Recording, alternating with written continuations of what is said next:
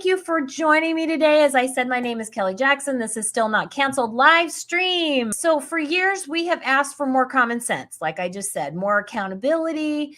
We've wanted more accountability, more merit, more election integrity, and fewer endless wars.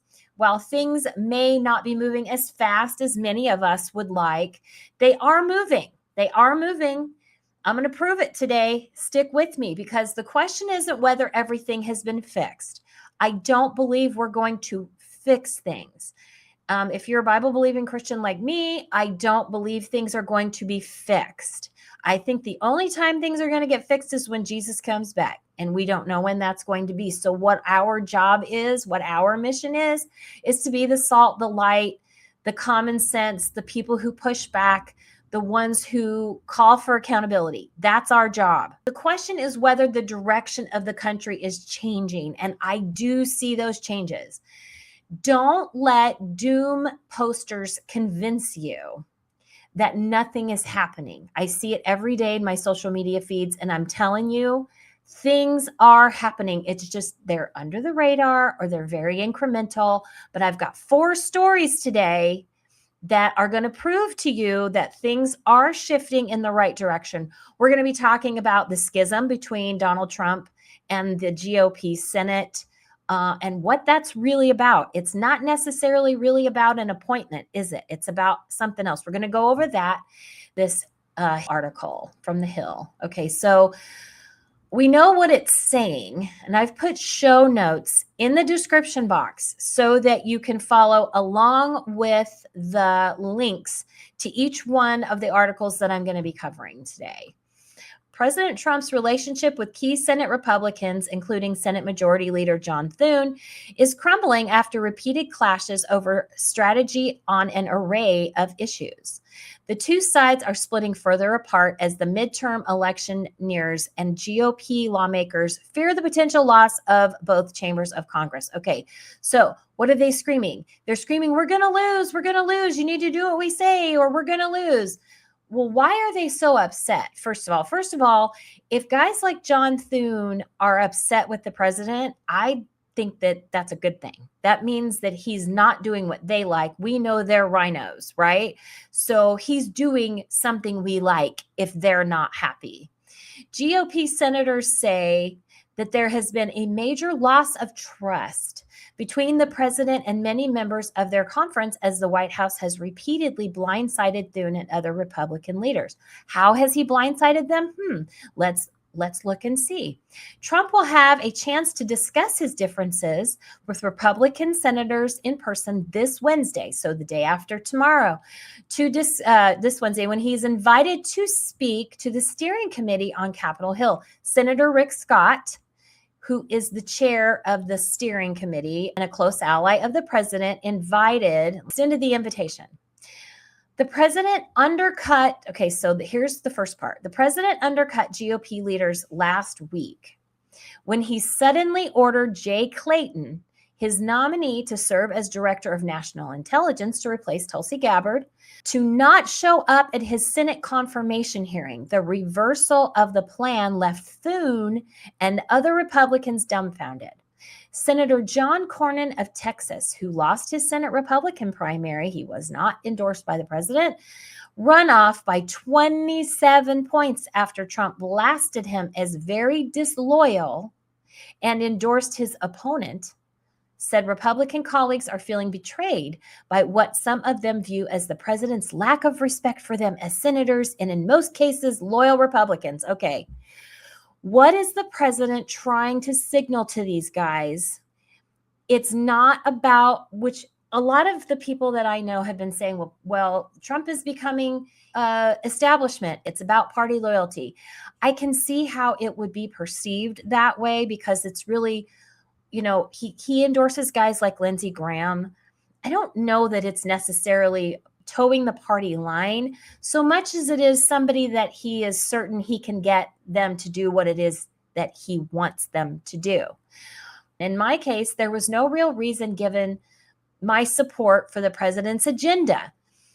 Cornyn said, describing the confusion caused by Trump's unexpected attacks on him during the Texas GOP primary runoff, which came even though Cornyn had voted with Trump 99.3% of the time. And I can tell you, so let me look at my notes here.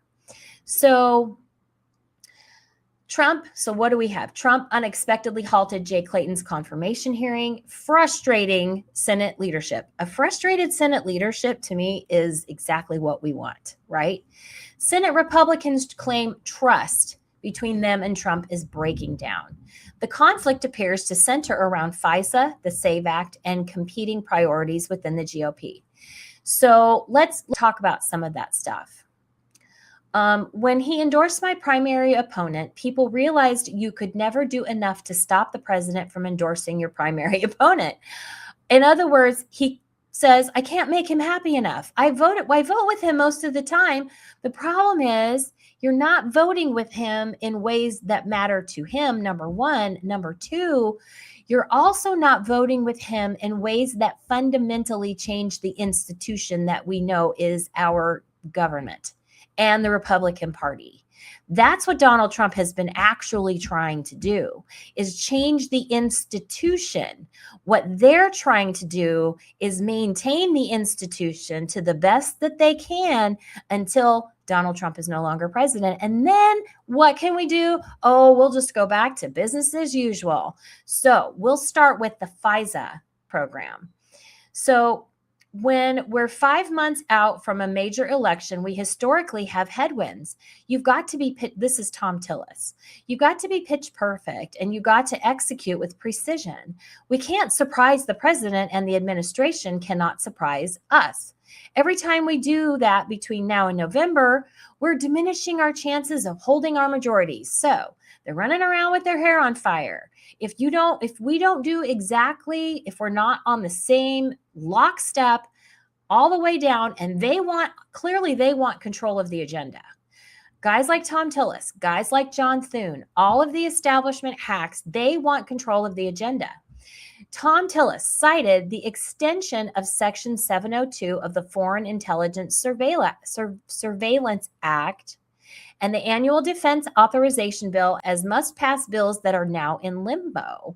And then Republican senators are growing more and more frustrated over Trump's unrelenting calls to pass the Safeguard American Voter Eligibility, so the Save America Act. Okay, so what's happening here? Jay Clayton has been instructed not to show up to his committee hearings. If you put somebody in the D&I job, then you can go ahead and you can get that FISA program back in place. Well, here's the problem with that. That FISA program was horribly, horribly abused. So what is the president trying to do? He's trying to leverage the fact that, okay, I have a nominee. We know you guys need to approve him. We also know that you want him approved as quickly as possible so that you can put the FISA program back in place. The conflict that they have there is that conservatives believe FISA abuses have never been adequately addressed. And I think a lot of people would agree with me on that, is that the FISA, all of the abuses that took place during President Trump's second run at the White House, even the first run at the White House, was utilized with the abuse of the Foreign Intelligence Surveillance Court application process. They, like I said in one of my last videos, they would pull in some kind of foreign entity to justify the use of the FISA court instead of a regular court, and they horribly, horribly abused that program. Trump may be signaling that business as usual in Washington is over. As I said, I believe almost certainly that they are trying to maintain the institutions that we have come to loathe, hate, and despise. And they're just trying to beat the clock. They're just waiting out the clock until he is no longer president, and they can go back in and they can implement all of the aspects of the institutions of government that we hate as the citizenry, as we the people, that essentially sort of frees us out of having any say, which Our government is ground up, not top down. At least that's how it's supposed to be. They've been operating it from the top down. And now it's our turn. The fact that there's a schism between the president and Senate GOP leadership and that they feel betrayed, I'd say that we're exactly where we need to be with that. And he's utilizing the leverage, the thing that he knows that they want. He's not going to give it to them. He's not going to let them have those committee hearings and put that man in place so then they can just go ahead and put that FISA program in place with no changes whatsoever that will then just continue to violate Americans' privacy rights. I mean, it was horribly abused. Look at Carter Page. Look at all the things that happened during President Trump's first and second run at the White House. We've got to fundamentally change these things, and the president knows that. So the bottom line, what if Senate Republicans are frustrated because President Trump is refusing to let them simply wait out his presidency and return to pre-2016 politics? And that's exactly why I think they're frustrated. They want to keep these things in place, and he is trying to dismantle them. Kim Strassel, which I normally like her, Cornyn on Friday circulated a quote from the Wall Street Journal's Kimberly Strassel, who criticized Trump for making unrealistic demands related to FISA that could risk national security, and warned that failing to work constructively with GOP lawmakers is accelerating his lame duck status. I don't believe that. I think he's acting on behalf of what he knows his base wants, and we do not want bureaucracy that invades our privacy, this is stuff we didn't vote for. And we know our government has been imposing these things on us for decades, that now there's an opportunity. There's somebody at the top that wants to change it. So this is the first story that I have. I encourage you to go read the whole thing. I've put the link in the description box, and there's just tons of evidence if you know how to read it. I feel like when I read it, I said, oh, good. He's frustrating them. That means they're not getting what they want. That means we're getting what we want. That's the bottom line.